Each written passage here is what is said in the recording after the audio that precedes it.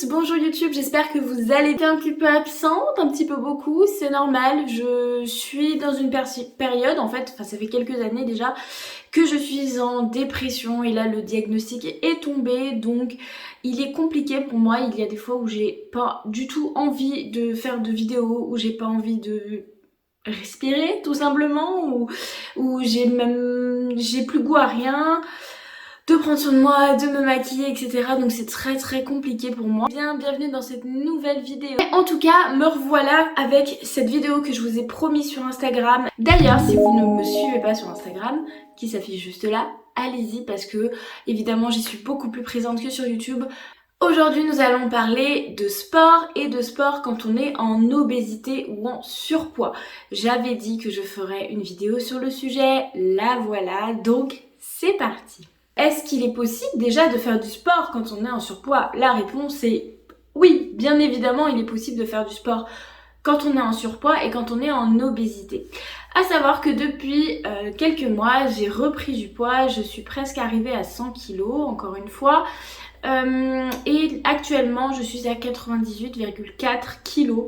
Vous pouvez également suivre cette évolution de poids sur mon Instagram. J'ai pris du poids parce que je suis en dépression et en période hyperphagique plus.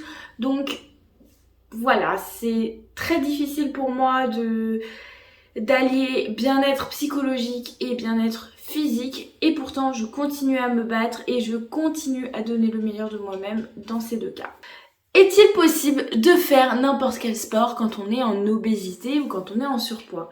La réponse est ça dépend. Ça dépend de votre capacité physique, ça dépend de vos douleurs, ça dépend de plein de choses. Pour moi, non, il n'est pas possible de faire tous les sports quand on est en obésité, tout simplement parce qu'on est en obésité et je le rappelle, l'obésité est une maladie. Et qui dit maladie, dit limitation au niveau du souffle, limitation au niveau des mouvements, etc. Donc du coup, forcément, on ne peut pas faire tous les sports sans en avoir, sans arrêter au bout de 5 minutes, donc c'est assez compliqué. Alors quel sport choisir quand on est en surpoids ou en obésité? Eh bien, il suffit d'essayer de nombreux sports pour savoir lequel vous correspond le mieux et lequel vous aimez. J'étais quelqu'un de très sportif. Je l'avoue, j'ai fait énormément de sport, j'ai fait du judo, du karaté, j'ai fait du badminton, du rugby, du foot, de la natation, 10 ans de danse quand même. Donc j'étais quelqu'un de très sportive et aujourd'hui je suis arrivée à un point où le sport me fait... Parce que je trouve ça dur, je trouve ça fatigant, ça me fait mal. Je peux pleurer quand je vais faire un exercice qui est trop compliqué, j'ai l'émotion qui monte, j'ai les larmes qui montent et ça devient très vite un enfer pour moi. Personnellement, j'ai choisi la natation pour continuer à avoir une activité physique régulière. Mais pas n'importe laquelle, je fais de l'aquagym, ce qui me semblait être un sport pour les vieux, pour les femmes très grosses, etc. Et attention, je répète, gros n'est pas un gros mot, hein. Donc voilà, pour moi l'aquagym n'était pas un sport qui était fait pour les personnes jeunes et en bonne santé tout simplement. Alors le sport a-t-il le même bénéfice peu importe l'activité? Eh bien non. Moi j'ai bien remarqué que malgré que ce soit de la natation, je perds du poids beaucoup moins vite. Et par contre ça me fait un bien fou. J'adore ça, j'adore être dans l'eau, j'adore être dans la piscine. Mais au niveau physique, au niveau changement physique, eh bien, il y a moins de différence que quand j'allais. Il y a beaucoup moins de différence que quand je faisais un sport tel que la danse ou la musculation ou la course à pied, etc. Donc forcément, tout n'aura pas un même impact ou la même rapidité d'impact sur votre plan, sur votre changement physique ou sur votre perte de gras, etc. Et donc forcément, c'est pour ça qu'il y a différents trainings, il y a différents sports pour chaque endroit que l'on veut cibler dans le corps et pour chaque mission. Si vous voulez vous muscler, si vous voulez perdre du gras, forcément vous n'allez pas faire de l'aquagym si vous voulez vous muscler. Aussi, je me suis rendu compte que si on veut faire du sport, si vraiment on veut se mettre au sport, pour se dire je vais continuer à manger n'importe quoi, vous ne sortirez jamais de l'obésité. Je suis hyperphage et très sincèrement, même si à un moment donné j'ai une activité sportive très régulière puisque j'y allais plus de 4 fois par semaine, je perdais très très lentement du poids parce que mon alimentation ne suivait pas. Le sport va vous aider pour vous renforcer, va vous aider au niveau physique, va vous apporter du souffle, va libérer des endorphines dans votre corps, mais ça ne fait pas tout. Si l'alimentation ne suit pas, soyez sûr que soit vous allez stagner, soit vous allez continuer à grossir parce que eh bien, il faut absolument que cette alimentation, vous soyez en déficit calorique pour perdre du poids, c'est QFD, vous êtes en déficit calorique, donc soit en perdant du sport, soit en diminuant les quantités au niveau de vos nourritures tous les jours. Donc ça c'est sûr que sans cette partie-là, nutrition, malheureusement il n'y a pas de pilule magique à la perte de poids.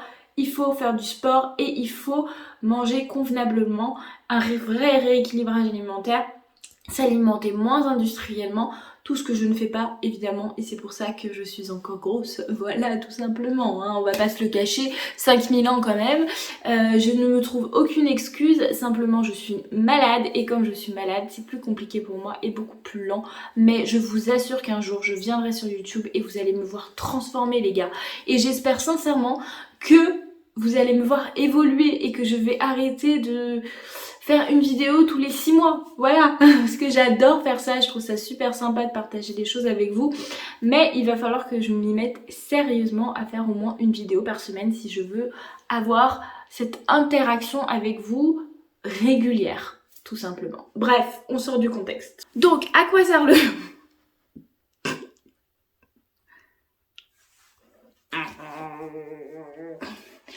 À quoi sert le sport? Le sport va servir à... J'ai un nouvel arrivant à côté de moi, Snoopy. Donc le sport, il sert à quoi concrètement? Le sport va vous aider à plein de choses. Déjà, vous allez vous sentir mieux dans votre corps. Il est vraiment important que vous ayez une activité sportive. Et moi, je me rends vraiment compte que... C'est beau, t'as fini?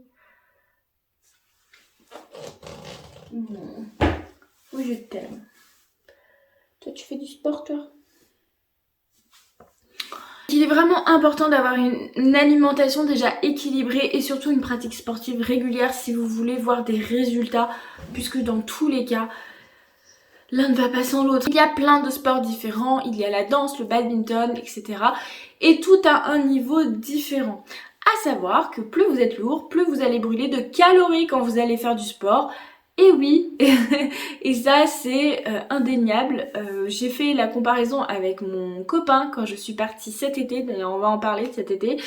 On est parti dans les Pyrénées et on a fait de la randonnée et on a marché beaucoup et c'était pas de la petite marche, nous on prenait pas les funiculaires pour monter, hein. On se tapait les montées avec des dénivelés comme ça, de 900 à 700 mètres, à 1 km de dénivelé.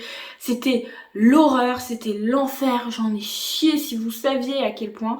C'était magnifique, je vais vous mettre quelques petites photos, c'était sublime, les paysages étaient magnifiques. Mais qu'est-ce que j'en ai chié, j'en ai bavé si vous savez. Je détestais mon corps à ce moment-là, j'en pleurais intérieurement parce qu'il y avait du monde autour de moi donc je voulais pas craquer, mais je vous jure j'en pleurais intérieurement, j'étais dans le mal. Déjà pour monter je n'avais pas de souffle, c'était horrible.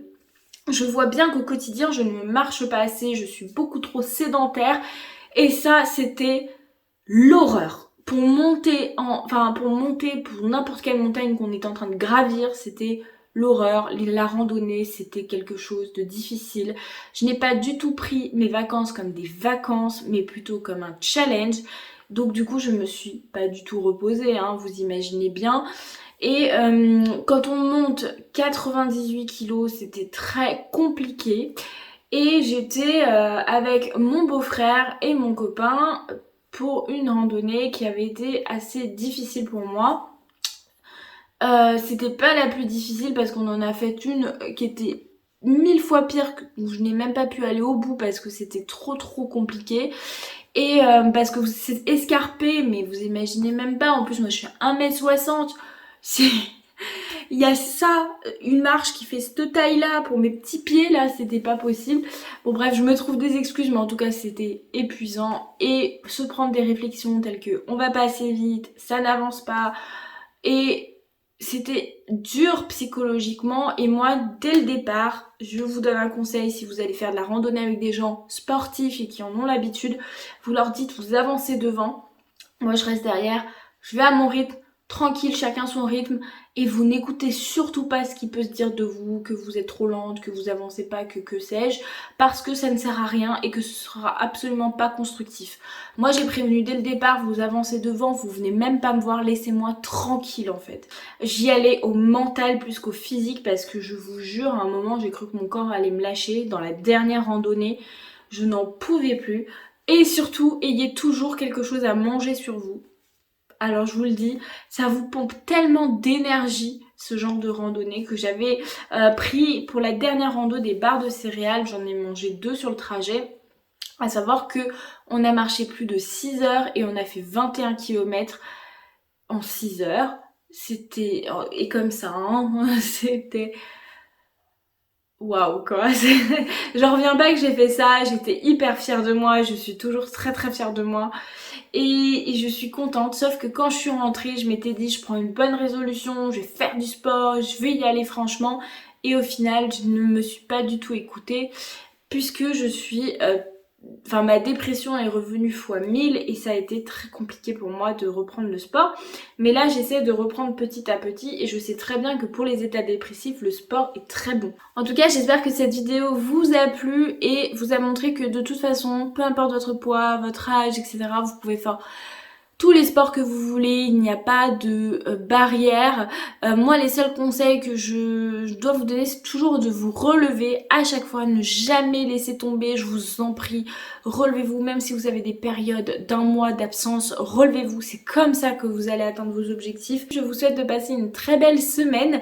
Moi, je vous dis à très bientôt dans une nouvelle vidéo. Bye bye!